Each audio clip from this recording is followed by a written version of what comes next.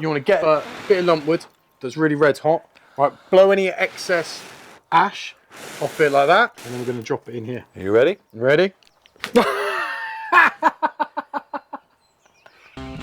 Hi, we're the Beefy Boys, and this is our ribeye steak with a smoked Brit-Churri. So, look at this ribeye. Look at the fat on it. Looks amazing. Look at that. Look at the size of this. So, this is maybe a kilo ribeye.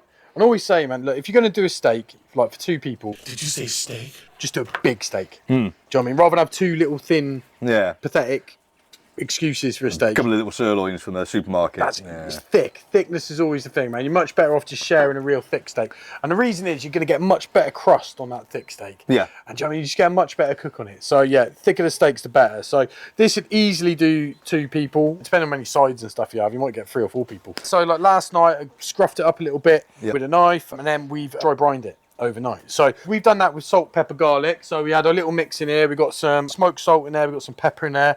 Got some garlic granules in there overnight. And what happens there, that dry brine cures the meat. And so if you're going to season your steak, ideally, do it the day before. Season it right up, And then what happens is as it sits in the fridge uncovered, all of that moisture comes out, mixes with that salt, and gets absorbed back into the meat.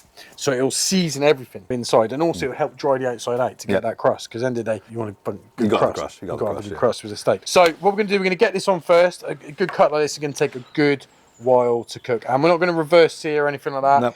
We're just going to get it on red hot, get a lovely, beautiful crust up there. Then we're going to finish it really, really low and sort of slow. So it's like a full. Is that up to room temperature, Tone?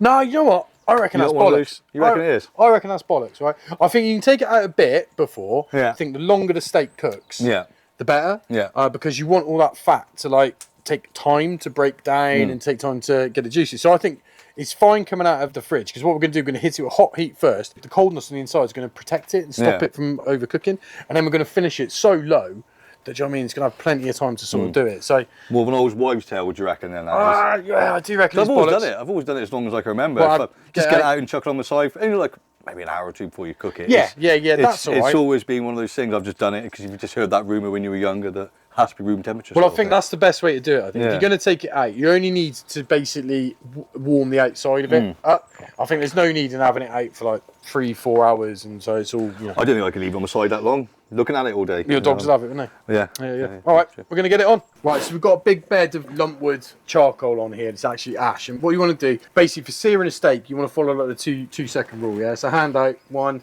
2, yes. Any longer than that, and we're going to casualty. We've got an onion in here, bit of oil. We've been getting the steak ready and all that. Dan, you've made a basting brush. It's rosemary and thyme, bought from a local supermarket. And then it is Thai wooden spoon. So you put this in butter, and you put it all over a steak. I mean, that's it. So what we're going to do, we're going to get this steak straight on. Like I said to Daniel, if you want to take it out of the fridge, maybe to warm the outside up, it's going to help with that crust, but it doesn't need to be out of the fridge for like hours and hours, right? Okay, so here we go. Now straight on there. And what we're going to do is we're going to do what's called like the hot potato method. So like traditionally people always told with their steaks, just leave them on there, don't touch it, don't move it, give it a quarter turn, get those nice grill marks, but we don't want grill marks. I don't like them, don't agree with it, because the best thing about a grill mark is to taste the crust. That's the whole point. It's a tasty bit. Yeah, so why just have a couple of little lines, just do the whole thing. Yeah. Doesn't make any sense. That's it. What we want is a lovely crust and as much pink as possible. Pretty much all pink, isn't it? Apart from like maybe a mil or 2 of just crust around the outside. Yeah, that's all we want. And we're going to achieve that by flipping it, constantly moving it and just building up that crust. And the good thing about doing the searing first, in my opinion, is I prefer it to reverse sear. And the reason is, with reverse sear, you've already taken the steak up to a certain temperature. So for those who don't know, the way it works with reverse sear, you cook a steak really, really low to start with, bring it up to about 45°, something like that. Let it then drop a little bit when you take it out. Then you sear it on here. But then you're searing it to bring it up to the temperature you want. If you do it this way, you can get as much crust as you possibly want, because it's still going to be raw in the middle. There's no risk of overcooking it. So what we're going to do now is we're going to flip that steak. And what we're going to do, our process is going to be, every time we flip that steak, you're going to see the fat bubbling, the crust developing, and as it comes over, that's when we're going to baste it, because then all that butter and that garlic and the thyme and the rosemary is all going to mix with that crust, and it's going to help build up just layers and layers of flavour. So I'm going to flip that over now. Oh, look at that. Look at that already. Right. I think if you're going to do a couple of things that we show you, the basting is so important. But because it's got salt in it anyway, it's got that sort of salty taste which comes with it anyway. But butter and everything's great. And that's how you get... What do you mean? I know what you're talking about. What about sides, Tone? Yeah, 100%. Yeah, do the sides. Do you know what I mean? Yeah. Don't forget about it, right? So we've just basted up this thing, so now I'm going to turn that up, put it up onto the side like that. Nice thick steak like that. So you want the crust all the way around, not just top bottom. You want it all the way around. That's what makes it good. But yeah, we're going to hold that up there, give all the edges lovely sear. And because we're completely raw in the middle, we've got no worries at the moment about this going over. Oh God, no, not enough thick. That's going to still probably be absolutely fridge cold in the centre. So basically, at this stage, what we're just trying to do is just build up that crust. Because really, that's where the flavour is, right? Obviously, the inside of the steak will be beautiful and tender and delicious, but all that like salty, garlicky, rosemary, thyme sort of flavour is all going to be on the outside of that steak. So this is what this is about. It's just building and building and building those flavours up and taking your time with it as well. Do you know what I mean? Like I said, a steak this thick, this cold, you don't really need to worry about it too much in the middle. Just keep it moving, keep the sides going and keep basting. So we're talking about doing the sides, look, you can see we're starting to build up that lovely crust there, along there. So I'm just gonna make sure we've got all of our sides looking as magnificent as that. Whoa, look at that. Look at that, right. Right, that's what we're going for, right? We're very nearly there with the crust. You can see that, look, do you know what I mean? So, it's gonna be crispy, it's gonna be buttery and garlicky. It's gonna be absolutely delicious. So I don't think we're far off from our sort of sear stage, right? So I'm just gonna get those sides a little bit more. Every good steak, obviously, you want it tender. You want it cooked well. You want the fat rendered, and you want an amazing crust. I reckon we are there, and that is absolutely amazing crust. So, and you can see that is just still nowhere near cooked, right? So we're going to lift that up. Yes, please, Dan. We're going to lift that up to about here.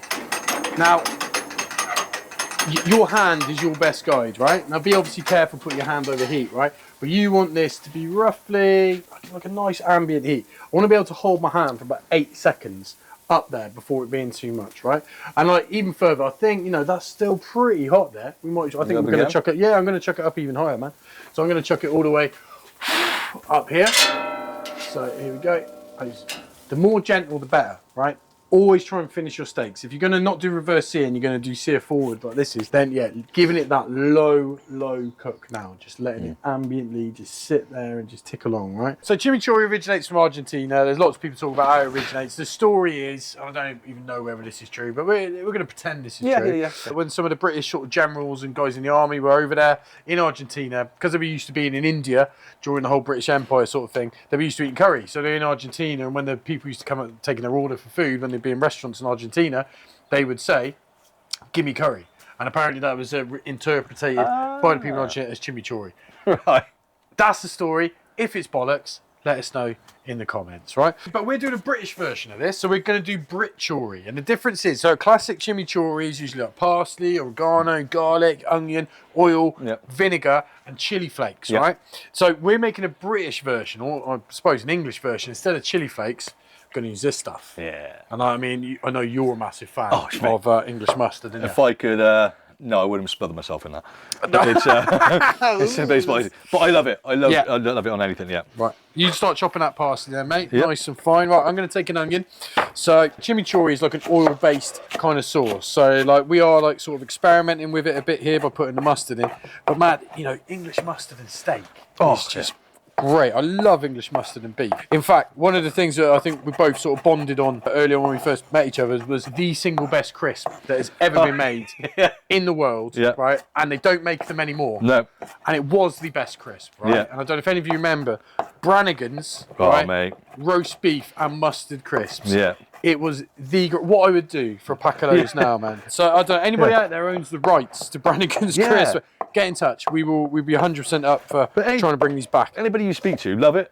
It's just mad how they discontinued it and stopped it. Like, yeah, it's not just you. The amount of people I've met near our age, you speak to them, what's the best crisp of all time? Brannigan's, roast beef and mustard crisp. I can't explain how good they were.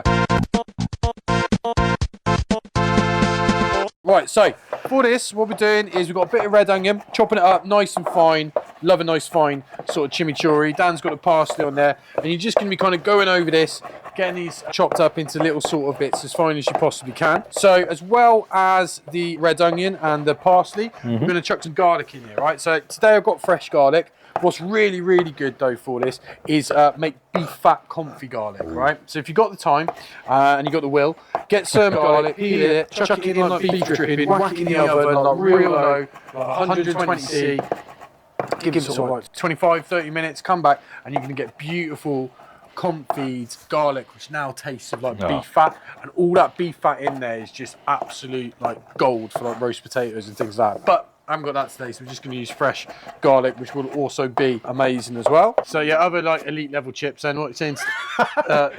He's in now. He's on board. Steak McCoy. Steak McCoy's got to be steak McCoy's, man. Ed, the cameraman, saying crunchy what's-its. Crunchy what's-its, which are incredible. I would say the cheese and jalapeno Cheetos. Cheetos, the crunchy ones. yeah. Same thing, you can't get them over here for whatever reason it is. I tell you what I do like, Space Invaders.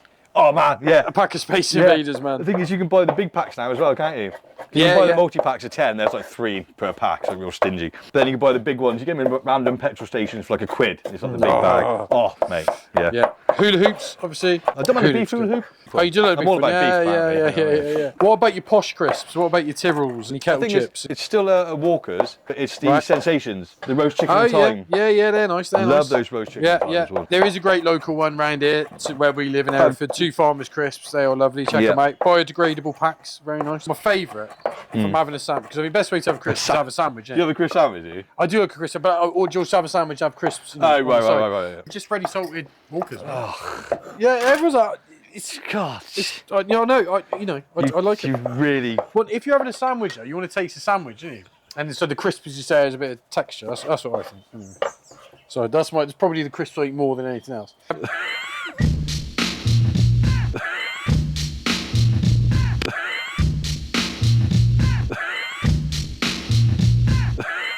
It's ready salted, mate. It's classic. Didn't taste anything. Salt is what it tastes. Salt, vinegar. Well, Frazzles. Yeah, Frazzles. So me and my daughter Pops, she recently discovered smoky bacon flavoured nuts. Oh, so it's basically just the same seasoning they just put on crisp. It's incredible. So yeah, get that parsley in there then, please, ma'am. Yep. Okay. Now coming up here, we're going to do about a tablespoon of English mustard. In there like that. A teaspoon, sorry, it's about a teaspoon of English mustard. Then we're going to go about a tablespoon of red wine vinegar. Not too much, you can always add more, right? And then you're going to go with the oil. Right, it's about a cup, just to sort of like lubricate it up. Then we want a good little bit of salt, probably about a tablespoon in there. Same with pepper. Good bit of black pepper, because you can get a bit of heat off that black pepper as well. And then let's give this all a bit of a stir, ready?